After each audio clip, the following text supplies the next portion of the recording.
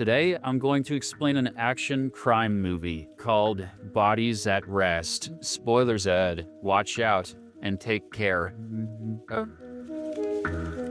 The movie opens on Christmas Eve in Hong Kong, which is being battered by the heaviest rainfall for the past 20 years. But business is as usual at the Kwai Chung Public Laboratory, where forensic pathologist Nick Chun is engrossed in his work. He is working on the corpse of an obese man. His wife is currently under investigation for murdering him. Apart from Nick, lab technician Li Qiang and a security guard that they lovingly call Uncle King are also present in the building. Shortly afterwards, Li joins Nick in the forensic lab, where the latter is concluding the case of the obese man. The cause of death is pinpointed as cardiac failure due to a blocked artery. This vital information will help the man's wife get exonerated. Meanwhile, Uncle King inhales from his asthma pump and takes his seat in front of the security screens. Unbeknownst to these people, three rogue policemen, Richie, Herod, and Jia Yi, are sitting in a car right in front of the lab. These men were recently involved in a drug deal in which Richie had shot and killed the girlfriend of a powerful drug lord. They want to retrieve the bullet from her corpse so that no one can implicate them in the murder. They then quickly disembark from the vehicle and cut the connection lines from the CCTV cameras. Inside, Uncle King is left confused as the screens in front of him go blank all of a sudden. He doesn't have to wait too long to know why, as the three rogue policemen wearing Christmas masks enter with their guns drawn. They hold him hostage, take his cell phone, and cut the landline as well as the internet connection to the building. They then force Uncle King to lead them to the lab, where Nick and Lee have already begun their second case for the night. Soon, the intruders force the doctor and the lab assistant to hand over their cell phones. Richie, who is clearly the leader of the gang, specifies their purpose for the visit. He asks if the mortuary had received the corpse of a young woman named Anki Cheng last night. The doctor says they did, and Richie quickly asks if they have done her autopsy or x-ray. In response, the doctor says they haven't done so, indicating that the forensic details about her death are still not registered in the lab's database. Suddenly, Herod notices Uncle King sneakily using a mobile phone under his coat. He immediately snatches the phone and twists the security guard's arm. Richie then warns everyone to follow his instructions if they want to make it out alive. He also tells Herod to keep a close eye on the lab assistant. Jia Yi is then ordered to go with the doctor and retrieve the bullet from Anki's body. After a while, the doctor and Jia Yi make it to the mortuary, where several hundred bodies are kept for forensic testing. Nick notices that Jia Yi is very uncomfortable around corpses. He knows that the bullet is an important piece of evidence that can help implicate the murders, so he begins to narrate what he is doing in gory detail, which makes Jia Yi recoil in disgust. The thug doesn't realize that the doctor is simply pretending to perform an autopsy on a corpse, which he had already checked before. Nick then takes out a bullet from the body and hands it to Jia Yi, who is standing several feet away. After getting what they wanted, the thugs lock Nick, Lee, and Uncle King in the mortuary. This way, the trio will slowly freeze to death, and the whole thing will look like an accident. They leave the lab and drive away to dispose of the bullet in the nearby harbor. Nick, meanwhile, finds the actual corpse of Anki Chen and removes the bullet that was lodged underneath her ribcage. Elsewhere, the three rogue policemen reach the harbor. It is revealed that Jia Yi and Herod are brothers, while Richie is their senior officer. The siblings are extremely happy and quickly disembark from the car, shouting with each other. Jia Yi is recounting what happened in the mortuary, pointing out that he never saw the face of the girl out of disgust. Upon hearing this, Richie demands to see the bullet that the doctor had handed over. His fears come true when he sees that the sample is a hollow point bullet, completely different from the ammunition he uses. This makes the thugs realize that they've been hoodwinked and quickly head back. In the lab, Nick opens the mortuary's door using a lever kept for emergency situations like this. He then checks the lab's computers for the records of Anki. The doctor gets to know that she was killed in a shootout during a drug deal that went bad. Rather suspiciously, the cash that was used in the deal is still missing. Meanwhile, Lee is searching for Uncle King's inhaler when she sees the three thugs arrive at the lab's front door. This sends her into panic mode, so she quickly rushes back in and informs the others. Almost immediately, Nick, Lee, and Uncle King run away from their pursuers. They head out the back door and make it to the exit gate. This is when their luck runs out, as the gate is locked and the key is still in reception option. They have only one way to get away, by jumping over it. Unfortunately, Uncle King's injured arm slows them down, and the thugs soon catch up to them. Following this, the laboratory staff are taken back inside, where Richie shoots Uncle King in the head. An incensed Nick lunges at Richie, and the two men begin to fight each other. But in an obvious outcome, the thug thoroughly beats the doctor, then smacks Lee across the face. He is about to do further damage when suddenly a nearby intercom device starts beeping. It turns out Kit, a worker from the Hong Kong funeral home, has come to pick up the dead bodies whose autopsies have been completed. Nick states that if they don't let him in, Kit will phone his boss and say that he received no bodies from the lab. This will only increase suspicion, and soon several officers will arrive to check what's going on. Shortly afterwards, Richie gives instructions to his men so that everything looks normal. Herod keeps an eye on Nick, who is forced to go to the front gate to receive the funeral home employee. Jie, meanwhile, takes Lee to the mortuary, where he once again starts getting queasy. In the lobby, Nick lets the funeral home employee enter inside and begins loading the corpses using an electric crane. Kit seems to be in a jolly good mood, and it is obvious that he has been drinking a bit. He is quite chatty and starts roaming around the lobby mindlessly. Nick uses this opportunity to deliberately cut his finger and write an SOS message on the sheet that is covering one of the corpses. Unfortunately, when Kit comes to take the body, he has a flask of alcohol in his hand. He accidentally drops a little bit of alcohol on the covering, which wipes out the SOS message. It's a Christmas miracle for the bad guys. The doctor is now forced to let go of the man who could have helped him get out of this dire situation. Back in the mortuary, Lee uses her martial arts skills to knock out Jie. She then steals his gun and heads out towards the lobby. Meanwhile, Herod is also headed towards the spot to check on his brother and the captive, but Lee spots him first and fires a bullet into his abdomen region. The thug then falls to the floor, giving her time enough to escape. Shortly afterwards, Lee reaches the lab where Nick is currently being held hostage by Richie. She immediately points her gun at the thug and tells him to drop his weapon. Nick also takes his phone and dials 999, which is the number to Hong Kong's emergency services. Unfortunately, their luck runs out once more as both Jie and Herod arrive at the lab. It turns out that the latter had been wearing a Kevlar vest, which helped him survive the gunshot. Jie, on the other hand, is injured but fully conscious. The thugs then force the doctor to cut the 999 call before he can even utter a single word. Herod is so incensed that he's about to shoot Lee in the head, but his boss stops him. "You can't kill that one. He's a main character." Following this, the scene abruptly shifts, and we see that Nick and Lee are now being forced to operate on Anki Cheng's corpse. The doctor has already taken out the bullet earlier, so he now comes up with a credible-sounding excuse. He makes an incision on Anki's back and declares that the bullet actually went through her body. However, their conversation is suddenly interrupted when the lab's intercom device beeps. It is revealed that two policemen have arrived at the lab's gate because they had earlier received a 999 call. This time, Richie takes matters into his own hands and instructs his men to dress up as the lab's staff. This also forces them to take off their masks and reveal their true identities. Initially, all seems to be going well for the thugs. As they show the cops around the lab, Richie confidently tells them that everything is fine, while Jie forces the doctor and the lab assistant to act normally. But things start going south when one of the cops notices a bullet shell along with broken shards of glass nearby. In a sudden burst of activity, the two cops draw their guns on Nick and Herod. They are not sure what's going on, but suspect something fishy. One of the cops begins to question Nick when suddenly Herod also whips out his gun. Soon the entire lab drowns into chaos, with multiple shots being fired in every direction. Richie manages to run away from the spot while his men engage in a scuffle with the cops. Eventually, the thugs overpower their opponents, and Herod shoots the cops dead. But soon after, Nick uses the corpse-loading crane to suddenly choke Herod to death. This allows Lee to run away while Nick stays behind to keep the thugs distracted. Soon afterwards, Richie returns to the lab and sees that one of his men has been killed. He brutally beats the doctor with Jie's help and ties his hands up. They then take him to the lobby and place him right over the broken shards of glass. After this, Jie enters the morgue. As he had caught a glimpse of Lee running towards that room, it turns out that she's actually hiding in the top bunker, disguised as a dead body. An enraged Jie then begins shooting random corpses, while his boss is checking other possible rooms. Suddenly, Lee jumps from her bunker and ambushes Jie, who has been gravely hurt during the earlier skirmish with the cops. She uses all of her remaining energy to lay a beat down and eventually traps him under a metallic shelf. Similarly, in the lobby, Nick is all alone gun and uses a shard of glass to cut the zip tie around his wrists. He is quickly joined by Lee, and the two embrace each other tightly. Following this, they hatch up a plan to free themselves from the thugs. Once and for all, they head to the central office of the lab, where Nick takes over the entire building's intercom device. He begins to talk about his theory on how the thugs killed Anki Chang. His voice booms across several intercom speakers that are placed in all corners of the lab. In a flashback scene, we see that Richie, Herod, and Jai Yi were guarding a drug deal between a rich Thai smuggler and a Hong Kong-based dealer. They were regularly bribed by the dealer to turn a blind eye towards the smuggling and distribution of drugs. Anki Chang, who was the dealer's girlfriend, was waiting in the bedroom right next to where the deal was taking place. Everything seemed to be okay until the Thai smuggler started demanding extremely high prices. Since the men were all high on drugs and alcohol, the matter escalated into a full-blown shooting. Everyone was killed, except the dealer, who was gravely injured, and Anki, who hid in a nearby closet. Hearing the commotion, the three cops, Richie, Herod, and Jai Yi, entered the room, only to notice the utter chaos. They saw a fat bag full of money and swiftly broke the dealer's neck, killing him for good. However, Richie heard Anki whimpering in the bedroom, and without thinking, shot her right below the chest. This killed her instantly, and the corrupt cop soon realized that he had used his service gun to shoot her. It is the main reason why the three came to the lab, so that they could erase all traces of their crime. Back in the present, Richie is spooked by how accurate the doctor's theory is. He looks at one of the intercom speakers and sees that the doctor is speaking from the central office. What he doesn't realize is that Nick and Lee have set up a trap for him. Shortly afterwards, the disgraced cop reaches the central office with his gun drawn. He cautiously steps in, completely unaware that Lee has scattered extremely flammable powder all over the floor. She is watching from nearby, hiding behind a desk. Just as Richie steps on the powder, she drops a flask full of hydrogen peroxide on the floor. The thug's legs are immediately engulfed in flames, and he tries to save himself using a nearby fire extinguisher, but this only confirms his doom, as Nick had placed a volatile substance in the office's oven. Now, with the rapidly expanding gas from the fire extinguisher, the whole room will explode in around 4 minutes. As the thug is busy saving his legs, Lee tries to sneak towards the doctor. Unfortunately, Richie spots her and draws his gun at her. This forces Nick to come out of hiding and jump on the thug. A fierce fight then breaks out as the men toss and throw each other all over the office. This is when the volatile substance reacts with the gas from the fire extinguisher's gas. The resulting explosion yeets Richie out of the room,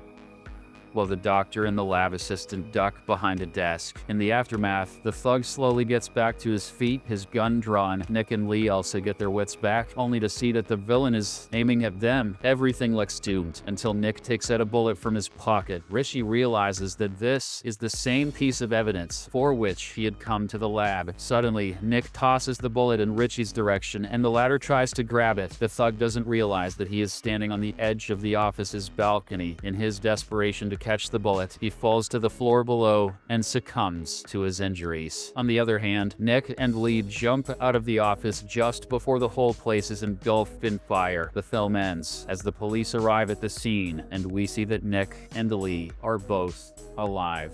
Subscribe for more videos like this.